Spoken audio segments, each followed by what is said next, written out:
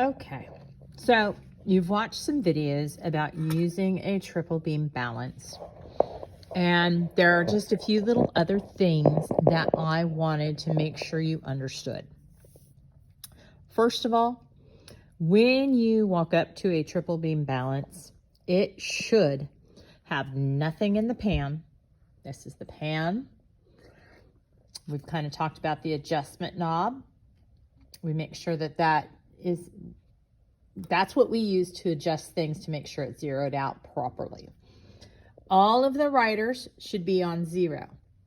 Riders, poises, sometimes mistakenly called weights. I don't like that.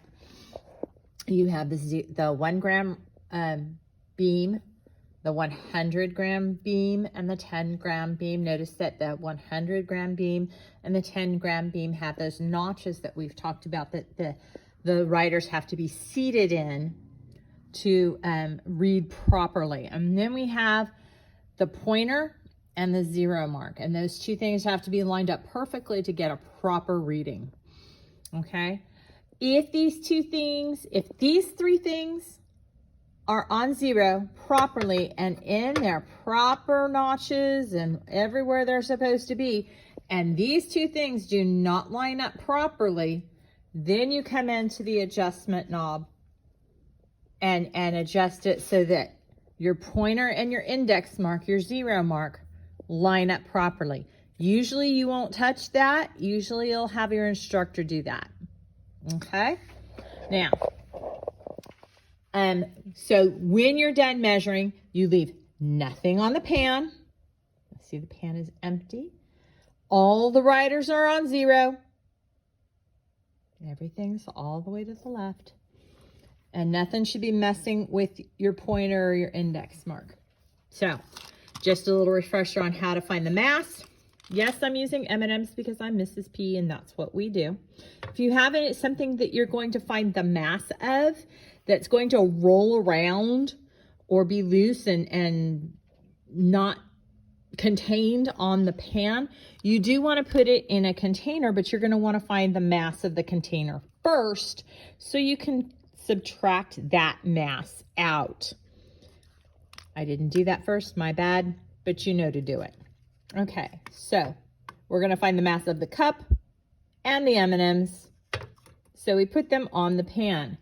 And automatically, because we're working with a balance and the fulcrum of the balance is right here, that's the pivot point. The pan goes down. And because it works like a teeter-totter, I don't know if you guys played with those when you were young. They may have been deemed too unsafe by the time you guys got around. We loved them when we were growing up. Pan goes down. This is a fulcrum. Okay. Maybe you did this with a pencil when you were young. Okay. The pan goes down. The arrow goes up. So, pan goes down. Arrow goes up. More mass is on this side than is on this side of the fulcrum. So in order to find the mass of the M&Ms in the cup, we need to equalize or make equal the amount of mass on this side of the fulcrum. And we do that by moving the riders across the beam. Not hard, and kind of fun. And here we go. We start with a 100 gram rider. And what we're looking for is that. We're looking for the pointer to tank and go down. And we're looking for it to just go down below the 0 mark. And if it just does that, life is good. And we do what we should and we move it back 1 notch, 1 measurement. Okay. And then we start in with the next smallest rider. And in this case, it's the 10 gram rider.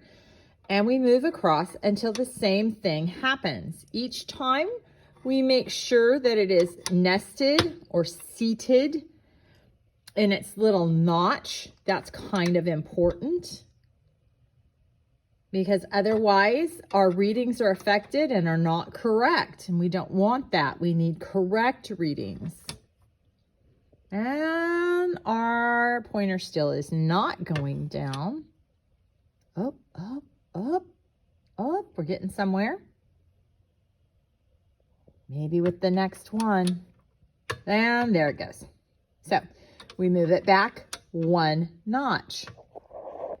Now we know that the mass of our M&Ms in our cup are somewhere between 70 grams and 80 grams. And we're going to find out just how much by moving our little 1 gram writer. Tappity tap tap. Oh, and it's already gone all the way down. And we're only on 3 grams, a little over 3 grams. So we're going to move it back. Toppity top. Starting to come up. Toppity top. Sometimes it's really helpful to use a pencil. Somehow it just seems to give us a little more control. A little more fine motor skill. I don't know. Just seems to.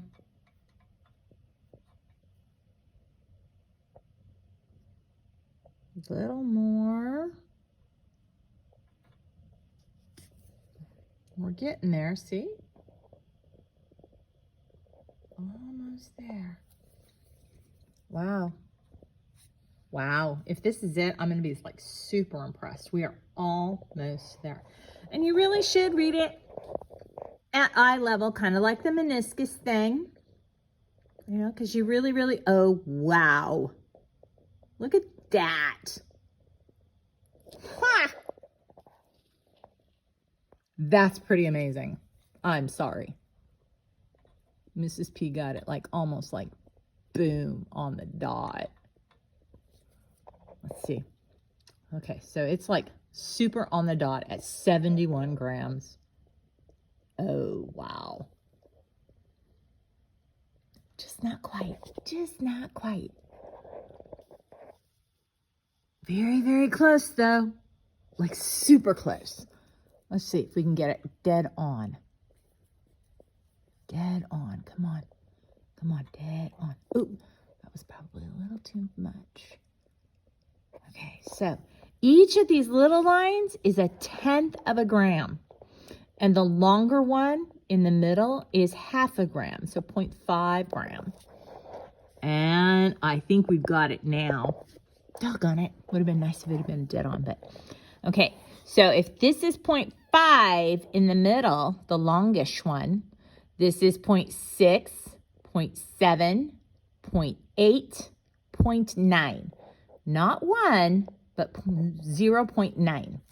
So we add the 70.9. So our M&Ms and our cup are 70.9 grams. And if that's what we needed to record, then we do that. 70.9 grams. Now I'm going to go ahead and take this off. And I should put all of my riders back to 0. There's nothing on the pan. Now, if I have to carry my balance somewhere, I'm going to make sure there's nothing in the pan. All of my riders are on 0. And I'm going to put one hand right here, probably a little underneath. And then I'm going to put the other hand right here. But I am so not going to touch that. We call this kind of thing in the middle. Well, maybe it's not what it's called. That's what I call it. I call it the floater because it's floating between 2 magnetic fields. So that it, kind of stays stable. Anyway, don't touch that. You touch that, you bend that metal, it affects your balance, and that's not good. So we're going to hold it one hand at each end. Nothing in the pan. All your riders are on 0, and you're going to carry it at chest level. Okay, both hands, one hand at each end, and don't touch the pointer or the floater, whichever way you want to think of that. Oh, that's why that's floating around.